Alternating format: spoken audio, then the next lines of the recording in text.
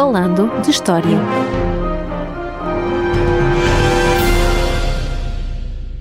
Olá a todos e bem-vindos ao episódio 89 do nosso podcast Falando de História. Eu sou o Rogério Jesus e comigo está, como sempre, Paulo M. Dias. Olá! E hoje recuamos perto de 900 anos, mais coisa menos coisa, para falar de uma figura central, diríamos, do panorama político e militar português da segunda metade do século XII, mas que é uma figura, na realidade, até bastante esquecida, como irão ver, que é o famoso Geraldo Sem Pavor, não é, Paulo? Sim, é um personagem muito importante neste período da formação de Portugal. Por isso, os historiadores que estudam o século XII português, sobretudo este contexto político-militar, acabam sempre por deparar-se com as artimanhas de Geraldo Geraldos, conhecido, como disseste, como o Sem Pavor. E este protagonismo é, ele mesmo, extremamente curioso, porque não sabemos praticamente nada sobre esta personagem, pelo menos até a década de 1160, quando irrompe em cena e captura, de uma forma totalmente inesperada, uma série de castelos islâmicos nas regiões que mais tarde viriam a ser o Alentejo, em Portugal, e a Extremadura, no Reino de Leão e mais tarde Espanha. Mas antes até de começarmos a falar sobre a vida, sobre a biografia deste Geraldo, se calhar convém darmos um pouco de contexto aos nossos ouvintes. Neste caso, olhamos para meados do século XII, para a Península Ibérica, não é? Naquilo que estamos a atravessar, naquilo que se convencionou chamar o período da Reconquista. Sim, esta Península Ibérica estava, como seria de esperar, aliás, bastante dividida, isto em termos políticos e religiosos. Começando então pelos reinos cristãos, ao ocidente temos, claro, Portugal, um reino ainda muito jovem, governado pelo seu primeiro monarca, Dom Afonso Henriques. Em 1147 tinham sido conquistadas Santarém e Lisboa, o que permitiu avançar a fronteira do reino para lá do Rio Tejo, isto com as ocupações de Almada, de Sesimbra e de Palmela. Em 1160 as tropas portuguesas conquistaram mesmo Alcácer do Sal, o que dava maior segurança ao jovem reino, já que aquela vila era uma importante base naval, de onde partiam frequentemente ataques contra a costa e contra os navios portugueses. Mas como vimos no nosso episódio 67, dedicado à conquista do Algarve, a fronteira portuguesa ainda não estava de modo algum estabilizada, e esta expansão a sul do Tejo seria praticamente toda perdida no início da década de 1190 por causa de um contra-ataque muito forte, de resto, do Califado Almohada, do qual falarei mais à frente. Mas em todo o caso, esse território perdido seria depois reconquistado pouco a pouco ao longo das décadas seguintes. Mas então, para além de Portugal, na Península Ibérica, que outros reinos cristãos é que temos à nossa volta? É importante lembrar que a morte de Afonso VII de Leão e Castela, em 1157, levou à separação destes dois reinos. Portanto, o vizinho mais próximo de Portugal nesta altura é Fernando II, o rei de Leão, e também rei da Galiza, diga-se. Um personagem que, como veremos mais adiante, teve um impacto importante na vida de Geraldo Geraldes. A oriente de Leão temos o reino de Castela, governado por um rei criança nesta altura, Afonso VIII, mas que em adulto virá reunificar Castela e Leão. E neste caso estamos a falar de primos de Afonso Henriques, quer dizer, são todos primos. Sim, estes monarcas são primos de Afonso Henriques de facto. E depois importa também ter em conta que a leste de Castela temos ainda o pequeno reino de Navarra, liderado por Sancho VI, e também o reino de Aragão, governado por uma mulher, a rainha Petronila.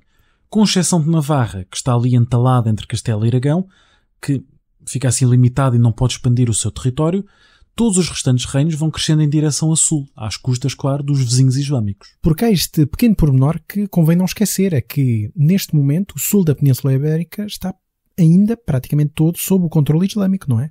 Sim, este sul da península, sensivelmente entre a costa alentejana e a costa mediterrânica, ali nas regiões de Múrcia e de Valência, e daí para cima até praticamente ao rio Ebro, na fronteira com o reino de Aragão, está tudo sob controle islâmico. Toda esta zona é controlada por dois tipos de potentados islâmicos. Em primeiro lugar, os reinos das taifas, geralmente entidades políticas relativamente pequenas, que surgem em momentos de crise, de enfraquecimento do poder central dos califas. E como costumavam ser pequeninos, às vezes não eram mais que uma cidade, eram também alvos fáceis para este avanço cristão. Mas além das próprias taifas, temos o Califado Almohada, este sim, um poderoso império, que no auge do seu poder ali pelas décadas de 1180 até sensivelmente 1212, vai dominar metade da Península Ibérica e todo o Magreb. Mas nestes meados do século XII, nas décadas de 1150, 1160 sensivelmente, os almohadas ainda não têm esse poder consolidado. Estão sempre a enfrentar revoltas no Norte de África, que é o seu principal centro de poder. Por isso não podem ocupar-se totalmente com esta ameaça dos cristãos ibéricos, nem com a própria fragmentação das taifas. E é então neste cenário de uma Península Ibérica profundamente dividida, com o poder dos califas fragilizado, que vai surgir então esta figura de Geraldo Sem Pavor. Então, agora sim acho que podemos já olhar então para esta figura deste Geraldo Sem Pavor. O que é que nós sabemos sobre as suas origens? Na verdade sabemos mesmo muito pouco, sobretudo sobre, como disseste, as origens. O caso de Geraldo é, aliás, um exemplo perfeito da importância do historiador, porque só conseguimos reconstituir a sua vida juntando todas as informações de que dispomos, seja de fontes cristãs ou de fontes islâmicas, e adicionando uma boa dose de interpretação, esta, obviamente, fundamentada naquilo que sabemos sobre o século XII. Ou seja, isto quer dizer que se formos olhar apenas para as fontes, sem sabermos praticamente nada sobre este contexto mais vasto, não pescamos grande coisa sobre esta personagem. E dou um exemplo muito prático. Em meados do século XVI, o humanista André de Rezende, numa obra dedicada à história de Évora, cidade onde ele era natural, lembrava a figura de Geraldo como conquistador daquela cidade. No entanto, absolutamente nada do que aquele autor escreveu bate certo com as informações que temos da época em que o nosso personagem viveu, nesta segunda metade do século XII. Como André de Rezende não devia conhecer estas fontes escritas, limitou-se a utilizar as informações que então corriam, sobretudo por via oral, e que faziam já deste Sem Pavor uma figura lendária, que é, aliás, uma questão à qual voltaremos mais para o fim do episódio. Sim, quer dizer, realmente percebe-se a importância da história, não é? Enquanto conhecimento do passado e, sobretudo, da capacidade de interpretação e de análise do historiador para conseguirmos realmente perceber melhor estas personagens e estes períodos. Mas neste caso, então, vamos voltar ao Geraldo Sem Pavor. O que é que as fontes do século XII nos dizem sobre este homem? Como disse, estas fontes não adiantam grande coisa sobre as suas origens. As fontes provenientes do Califado Almohada propriamente dito limitam-se a designá-lo como galego, o que não quer dizer que tivesse nascido na Galiza. Estes autores referiam-se frequentemente aos portugueses como galegos, mesmo ao próprio filho de Henrique, que era a forma como conheciam o primeiro rei de Portugal, Dom Afonso Henriques. Claro. Neste caso entendia-se como Galiza praticamente tudo o que estava a norte do Rio Tejo e que confinava com o Atlântico, o que era a zona de onde vinham os ataques cristãos e para onde se dirigiam também os ataques islâmicos. E tendo em conta a frequente colaboração entre Geraldo e Dom Afonso Henriques, é provável que este tivesse mesmo nascido no reino português, ali por volta das décadas de 1130, 1140, embora seja impossível dizer exatamente quando ou onde. Por outro lado, as fontes islâmicas apelidam-no frequentemente de traidor, o que nos permite criar outra hipótese, que é de Geraldo ter servido o próprio califado. E como é que isso poderá ter acontecido, não é? Ou seja, como é que poderá ter nascido em Portugal, ou naquilo que vai ser o território português, não é? E ter acabado a servir o califado. Importa desde já sublinhar que mudar de reino, mesmo entre os reinos cristãos e islâmicos, não era um fenómeno novo ou sequer incomum, sobretudo entre a classe guerreira. Basta lembrar o caso de Rodrigo Dias de Vivar, o famoso El Cid, que em finais do século XI serviu alternadamente Castelo Leão e a Taifa de Saragossa, acabando mesmo mais tarde por criar um senhorio só seu, independente, em torno da cidade de Valência. Como veremos adiante, existem algumas semelhanças entre este caso e o do nosso Sem Pavor. Mas, por outro lado, também é preciso ter em consideração que as trocas de reino nem sempre eram exatamente voluntárias, ou seja, havia um vai e vem de cativos e escravos entre os lados cristão e muçulmano. Como sabemos, a guerra da época era marcada por raids, por investidas, algumas dezenas ou centenas de guerreiros que, entrando em território inimigo, roubavam tudo o que podiam carregar, destruíam aquilo que não podiam levar consigo, como árvores de fruto, alfaias agrícolas e por aí fora, capturavam gente destinada ou à escravidão, se fossem pobres, ou ao resgate, se fossem ricos. Que eram os famosos fossados, quer dizer, esse é o termo que aparece, não é? Nas fontes cristãs. E que, aliás, estes fossados aparecem também regulamentados pelas famosas cartas de foral deste período. Ora, nem mais. E esse tipo de ataques era feito de parte a parte. Por isso supõe-se que Geraldo terá sido capturado, talvez ainda enquanto criança, por uma investida islâmica em solo português, sendo então escravizado e talvez até forçado à conversão ao Islão, o que acabaria por explicar o tratamento como traidor que lhe seria dado pelos autores islâmicos mais tardios. Sabemos também que o Califado Almorávida, que viria a ser substituído pelos Almohadas em 1147, lançou alguns ataques a norte do Tejo, nestes inícios da década de 1140, chegando às portas de Coimbra em 1144, porque esta hipótese é, aliás, perfeitamente lógica. E após a captura, Geraldo terá então passado alguns anos ao serviço de um qualquer senhor, talvez no Alentejo, talvez na Extremadura, o que explicaria o seu conhecimento profundo daquelas regiões, o que, aliás, viria a ser uma das chaves do seu sucesso militar já em adulto. Posteriormente terá sido libertado, ou terá fugido, não sabemos, acabando por regressar a território português. E volto a frisar, isto são tudo meras hipóteses, baseadas, evidentemente, nas informações muito dispersas que temos sobre a vida de Geraldo e do que sabemos sobre a sua época. Claro. O facto é que apenas a partir de 1162 começamos a ter algumas pistas sobre a sua atuação enquanto guerreiro e comandante militar.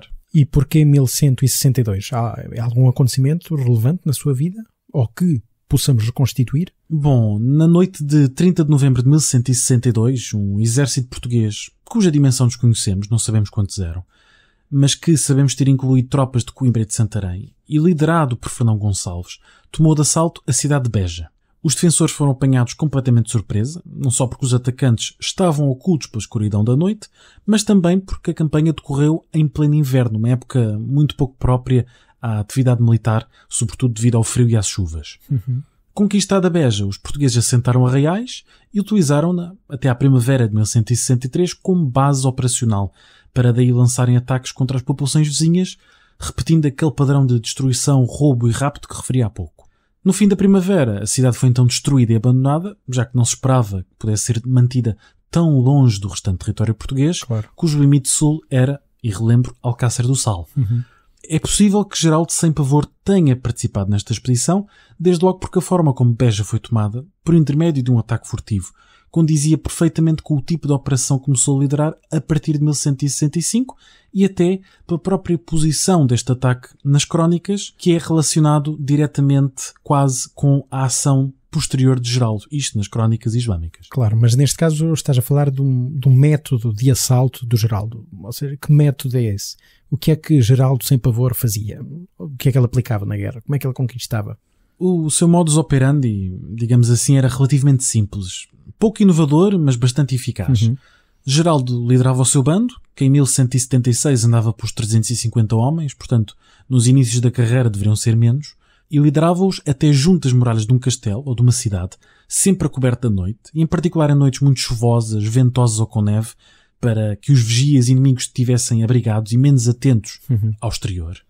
E ali chegados, ele e os seus homens encostavam escadas de madeira aos muros, subiam e neutralizavam os vigias. Quando já tivessem subido todos os guerreiros, lançavam então um grande grito de guerra e atacavam, matando, capturando, roubando tudo e todos e tomando controle da fortificação. Um método de ataque rápido, mas realmente muito eficaz, pouco dispendioso, para o qual não eram precisos muitos homens. Aparentemente, como disse, nunca teve mais de 350 sob o seu comando.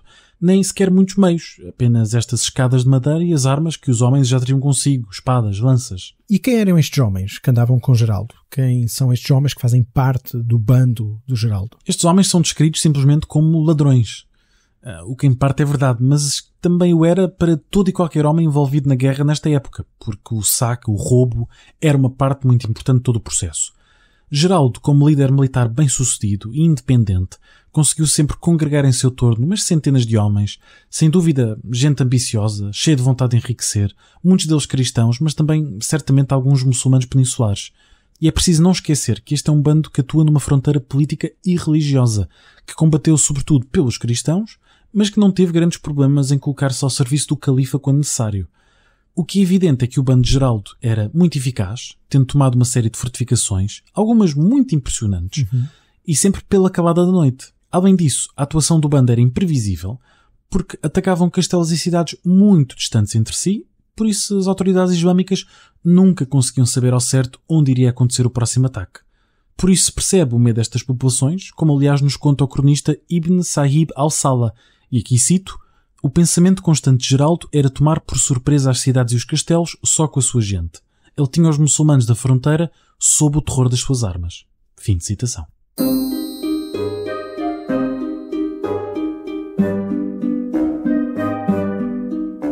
Interrompemos por um bocadinho o nosso episódio para deixar um apelo aos nossos ouvintes. Não é assim, Roger? Sim, o podcast Falando História é um projeto independente, como todos sabem, e por isso, se os nossos ouvintes quiserem apoiar-nos e contribuir para a manutenção deste nosso podcast, podem fazê-lo através da plataforma Patreon em patreon.com/falandohistoria. E claro, deixamos este link na descrição do episódio, onde podem encontrar toda a informação necessária para fazer parte da nossa comunidade. E agora, regressamos ao episódio. Chegamos a este ponto e temos à nossa frente, digamos assim, não é? Virtualmente, eu na realidade não queria ter à minha frente o Geraldo Sem Pavor, mas temos à nossa frente o Geraldo, não é? Compreendemos o seu contexto, de onde é que ele vem e que é um independente, quer dizer, ele neste momento não está sob a alçada de ninguém, ele tem o seu bando de homens que atua simplesmente por si só, ele faz o que lhe apetece, não é? Sim, essencialmente Geraldo Sem Pavor faz o que entende nesta altura, embora, como veremos, vá buscar depois algum apoio. Vai-se manter ativo com o seu bando permanentemente nas atuais regiões do Alentejo, em Portugal, e na Extremadura espanhola, sobretudo naquela área em torno de Badajoz, entre os anos de 1165 e 1173. Foi este o período durante o qual Geraldo foi capaz de construir aquilo que era quase um senhorio pessoal, mas que acabaria por colapsar ainda mais rapidamente do que tinha sido construído.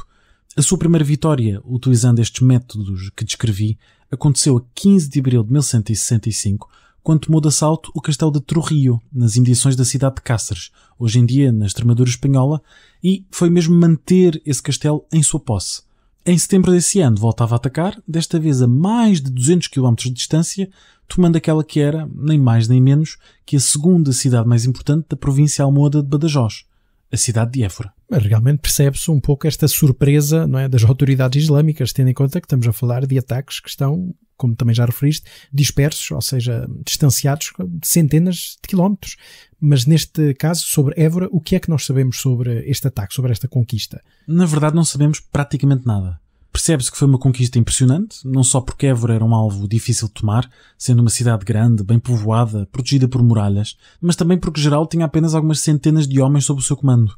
O facto da cidade estar bastante isolada, anos depois da conquista de Alcácer do Sal e da destruição de Beja, deve inevitavelmente ter contribuído para esta queda.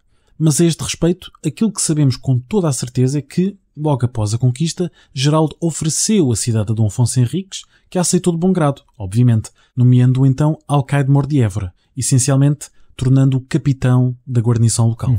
A cidade veio mesmo a receber carta de foral no ano seguinte, em 1166, convertendo-se numa base avançada das ofensivas portuguesas em território islâmico, e ali viria também a ser criada, anos depois, a Milícia de Évora, ou os Freires de Évora, que vai estar na origem da célebre Ordem Militar da Viz. E não por acaso, Évora viria a ser, já na década de 1190, o único território português a sul do Tejo capaz de resistir à brutal campanha do califa almohada, tendo sido perdidos todos os outros, como referi, como Alcácer do Sal, Palmela, Almada. Além, obviamente, dos próprios territórios algarvios que já tinham sido conquistados uma primeira vez e que também foram levados nesta leva de 1190 pelos almohadas. Mas, neste caso, voltando então aqui à conquista de Évora e a Dom Afonso Henriques, porquê é que Geraldo acabou por entregar a cidade a Dom Afonso Henriques? Quer dizer, ele tinha os seus homens, tinha a sua independência, mas porquê então, neste preciso momento, recorrer ao rei de Portugal? É importante ter em conta que, ao contrário dos reis cristãos, Geraldo não tinha grandes meios materiais ou humanos, ou seja, simplesmente não tinha homens, armas, mantimentos em quantidades suficientes para guarnecer e defender uma cidade daquelas dimensões. Por isso acabou por entregá-lo ao rei de Portugal, que, como recompensa e como referi, o nomeou alcaide-mor, o que para todos os efeitos lhe dava acesso aos recursos que os portugueses ali viessem instalar, fosse a tropas, cavalos, armas, mantimentos, sem dúvida alguma, uma ajuda preciosa para as suas campanhas futuras. Além disso, ao entregar a cidade, caiu nas boas graças de Dom Afonso Henriques, dando-se aqui início a uma colaboração relativamente próxima entre ambos, mas que sem que isso tenha significado qualquer perda de autonomia por parte do bando de Geraldo. E depois então de Évora, para onde é que Geraldo Sem Pavor se virou? Depois de Évora estava claramente aberta a porta a conquistas mais ambiciosas. Por isso, em dezembro de 1165, 8 meses depois da conquista de Évora e em pleno inverno, foi conquistar a cidade de Cáceres, bem perto do castelo de Trujillo, que tinha sido, afinal, a sua primeira conquista. Uma vez mais, as autoridades do califado não tinham como saber onde Geraldo, que apelidavam de cão traidor, ia atacar em seguida, já que Cáceres está a uns 200 km de Évora. E o facto é que, à medida que as vitórias se iam somando, Geraldo e o seu bando iam ficando mais confiantes. Por isso, na primavera de 1166, lançaram uma nova série de assaltos muito bem-sucedidos, tomando primeiro o castelo de Montanches, nas proximidades de Cáceres, e depois, de forma completamente imprevisível, viajaram mais umas centenas de quilómetros para, em abril, tomar Serpa e Jurumanha. É, efetivamente, um ritmo de deslocação, de marcha impressionante e imprevisível para este período. Neste caso, se continuarmos então a olhar, para onde é que eles se dirigiam depois de Serpa e Jurumanha? Entre 1167 e 1168, Geraldo conquistou mais alguns castelos, sobretudo fortificações de pequenas dimensões, mas sabemos relativamente pouco sobre estas operações.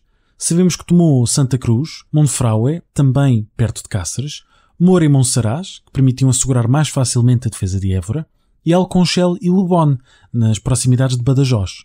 E foi a partir destes últimos 2 castelos que ele e os seus homens começaram uma campanha de devastação do território em torno da cidade de Badajoz, destruindo colheitas e árvores de fruto, roubando tudo o que pudessem e capturando tanta gente quanto possível. Ou seja, o habitual, aquilo que eles já estavam habituados a fazer. Sim, exatamente. Mas foi nesta altura que as autoridades califais perceberam que, afinal, Geraldo não atacava aleatoriamente. Estava antes a tomar sistematicamente, ainda que de forma um pouco errática, para não levantar suspeitas, todas as fortificações em torno de Badajoz. Além disso, a destruição daquele território indicava que estaria para breve um ataque aos próprios muros da cidade e certeza que Geraldo e os seus homens não estavam ali só para comprar caramelos. Pois realmente percebe-se que foi tudo muito bem planeado. Quer dizer, tendo em conta que as autoridades islâmicas ainda demoraram algum tempo a perceber este plano do Geraldo, não é? Que era devastar tudo à frente, que era para facilitar a chegada a Badajoz. Mas porquê o interesse por Badajoz? Além, obviamente, dos caramelos. Bom, Badajoz era uma cidade grande, rica, populosa, o que a tornava um alvo bastante apetecível para um bando que vivia exclusivamente da pilhagem. Além disso, era a fortaleza que assegurava, por um lado, a defesa da Andaluzia, protegendo as ricas cidades de Sevilha e de Córdoba, enquanto por outro era a base de onde partiam as campanhas contra os reinos de Portugal e Leão. Ou seja, era uma cidade extremamente importante. E percebe-se que a Geraldo interessava tomar a cidade para ali constituir a sede de um senhorio próprio, independente, embora aliado ao reino de Portugal. Uma vez mais, temos aqui uma comparação com El Cid, que entre 1094 e 1099 fez de Valência a capital de um senhorio completamente independente, mas que não sobreviveu à sua morte. E por isso, para dar asas à sua ambição, Geraldo pega nos seus homens e eventualmente também nas milícias de Évora e ataca Badajoz em finais de 1168. E essa campanha foi bem sucedida? Ele conseguiu tomar Badajoz? Na verdade não teve grande sucesso. A cidade era mesmo muito grande e estava muito bem defendida. Só após vários meses de cerco, em maio de 1169, foi possível entrar em Badajoz, e mesmo nessa altura o governador local refugiou-se na Alcáçova e continuou a resistir. Para resolver o impasse, ambos os lados pediram ajuda a quem podiam. Geraldo foi o primeiro a receber reforços, com Dom Afonso Henriques a juntar-se-lhe ao comando de um exército, mas nem assim foi possível derrotar os teimosos defensores. A chegada de outro exército, liderado por Fernando II de Leão, que estava aliado ao califa Almohada, ditou a derrota portuguesa. As tropas leonesas juntaram-se aos defensores islâmicos num ataque às tropas de Dom Afonso Henriques e de Geraldo, que foram obrigados a retirar apressadamente. No momento da fuga, o rei português bateu com a perna direita no ferrolho de uma das portas de Badajoz, partindo-a e caindo inanimado. Foi ainda levado por seus homens, mas acabou mesmo capturado pelas tropas de Leão, sendo libertado apenas alguns meses depois, a troco dos territórios que tinha, a grande custo, diga-se, tomado aos leoneses na Galiza. Bom, realmente, e pobre do Afonso Henriques, que ficou estropiado para o resto da vida, não é? Aliás, até acabou por se recuperar nas termas de São Pedro do Sul, mas é bom que os nossos ouvintes se recordem para sempre que foi por causa de um ferrolho, que Badajoz não é portuguesa. Portanto, realmente, podem amaldiçoar todos os ferrolhos. Eu incentivo os nossos ouvintes a retirarem todos, em honra a Afonso Henriques, a retirarem todos os ferrolhos que têm em casa, em memória precisamente desse acidente trágico. Eu não sei se foi exatamente só um ferrolho e o podcast não apoia oficialmente esta vingança contra os ferrolhos.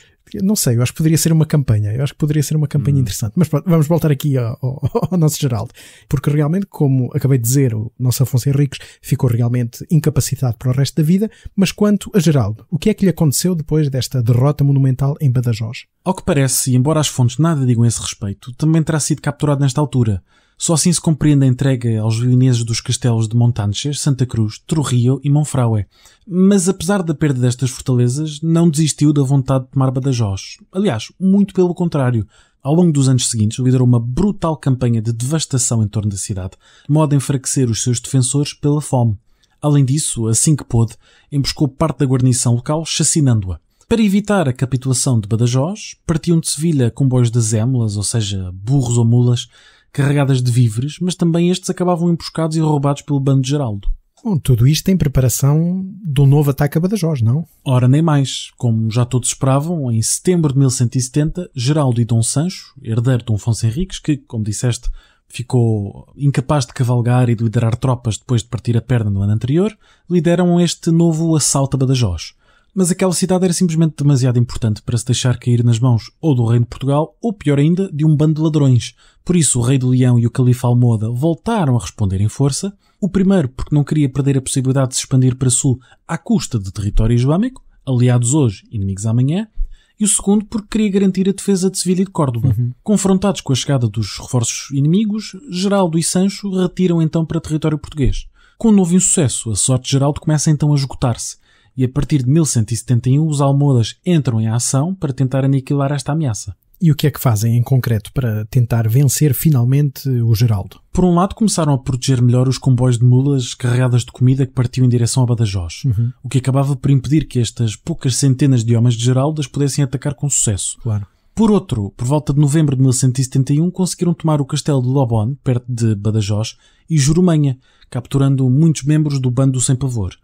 Mas nem por isso Geraldo desarmava, liderando no ano seguinte, 1172, um ataque contra a cidade de Beja, que entretanto tinha, claro, sido reocupada pelos muçulmanos. Nesta ocasião fez uso do seu método de costume, atacando de noite, e é possível que tenha tido algum apoio português. Pelo menos alguns meses após a conquista, estavam na cidade algumas tropas lideradas pelo infante Sancho.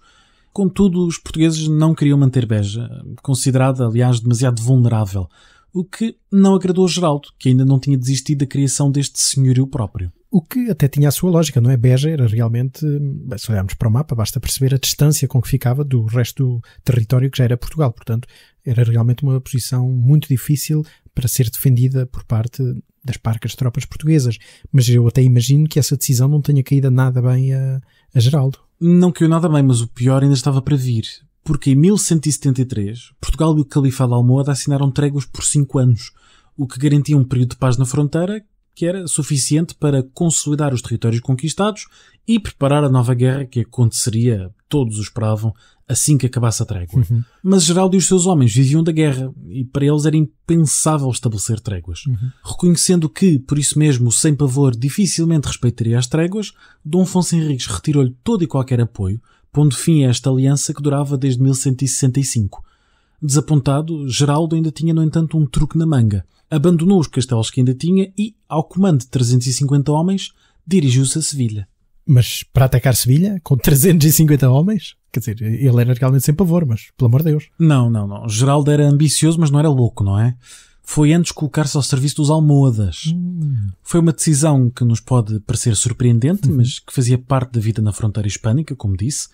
E claro que o califa aceitou de bom grado os seus serviços. Claro. Afinal de contas, Geraldo era um comandante experiente com uma reputação temível. Era bem melhor ter um homem assim ao seu serviço do que como seu inimigo. Mas, pelo sim, pelo não, foi imediatamente despachado para o Norte de África, onde passou os anos seguintes a combater contra diversas revoltas, mas, em 1178, acabou por ser preso, condenado à morte e decapitado. Não se sabe ao certo a razão da condenação, porque as fontes não são coincidentes. Ou Geraldo estaria a conspirar com Dom Afonso Henriques para lançar um ataque naval ao sul de Marrocos, ali na região de Agadir, ou estaria a tentar encontrar um barco que lhe permitisse a fuga do Norte de África e o regresso à Península.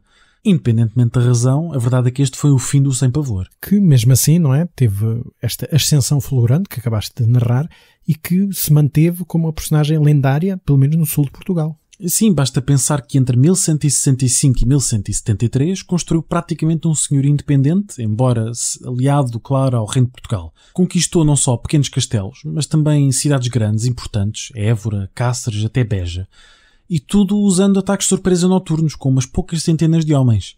E por isso ainda hoje Geraldo, o Sem Pavor, é lembrado desde logo em Évora, onde dita a tradição que é o cavaleiro representado nas armas da cidade. Um cavaleiro de espada na mão, acompanhado pelas cabeças decapitadas de 2 muçulmanos. É esta a tradição, embora não seja certo que se trate de Geraldo, pode até ser uma representação do apóstolo Santiago, que é o padroeiro da Guerra Santa contra o Islão. Claro. E isto sem esquecer a própria toponímia da cidade e dos seus arredores, bastando lembrar que o nome da Praça Central de Évora é a Praça do Giraldo, precisamente em homenagem ao seu conquistador. É realmente uma personagem fascinante e com um percurso muito, muito interessante. E, aliás, para dizer a banalidade que se diz sempre nestas situações, bom, se isto fosse noutro país, já teríamos não sei quantas séries e não sei quantos filmes dedicados só à vida deste Geraldo, mas realmente merecia qualquer tipo de material audiovisual que fizesse realmente jus à sua personagem e a esta vida que para o século XII é realmente impressionante. E não por acaso, por vezes é conhecido como o El Cid português. Pois, exato. Precisamente pelos paralelismos, até de vida, até pelas conquistas, pelo território e tudo mais. Não, realmente uma personagem muito, muito interessante. Mas para os nossos leitores que quiserem saber mais, quais são as tuas sugestões de leitura? Bom, eu trago 2 sugestões que são ambas biografias deste personagem. Lá está, as biografias possíveis, tendo em conta as grandes faltas de informação que temos e baseadas nas fontes de que dispomos, sempre muito parciais e muito lacunares. A primeira é um livro de Armando Sousa Pereira, Geraldo Sem Pavor, um guerreiro de fronteira entre cristãos e muçulmanos, cerca de 1162-1176, publicado pela Fronteira do Caos em 2008. Lá está, uma biografia em forma de livro, um bocadinho mais extensa e que oferece também este panorama histórico deste contexto todo da Península Ibérica nesta segunda metade do século XII. A segunda sugestão é um capítulo dedicado a este personagem que se integra no livro de Miguel Gomes Martins, Guerreiros Medievais Portugueses, de Geraldo Sem Pavor ao Conde de Avranches, 13 biografias de grandes senhores da guerra, séculos XII-XV. Uma biografia mais curtinha, mas que condensa o essencial daquilo que sabemos sobre este personagem, que, como disseste, merecia um filme. Miguel Gomes Martins, que aliás já foi convidado do podcast no nosso episódio 70, onde nos veio falar sobre castelos. E pronto, é tudo neste nosso episódio 89 do podcast Falando História. Já sabem, se querem juntar à nossa comunidade apoiando este nosso projeto, é só seguir o link do Patreon que deixamos na descrição deste podcast e, aliás, como sempre, agradecemos precisamente aos patronos este contributo que dão para continuarmos este nosso projeto de divulgação histórica. E o nosso e-mail também está sempre aberto, falandohistoriapodcast@gmail.com. E a costumada edição de áudio é de Marco António. É tudo esta semana. Até à próxima. Até à próxima. Falando de História. Costumada? Podemos fechar antes que alguma coisa corra mal? Costumada? Não conheces a palavra? Eu conhecer, conheço. É usada cerca de 0 vezes. Muito bem.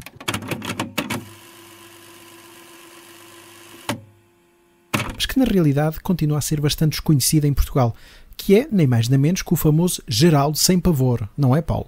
Sim, é uma figura importante neste período da formação de Portugal e importa aqui não confundir com Geraldo Sem Pudor, que é o dançarino exótico de Mafamude. É lá.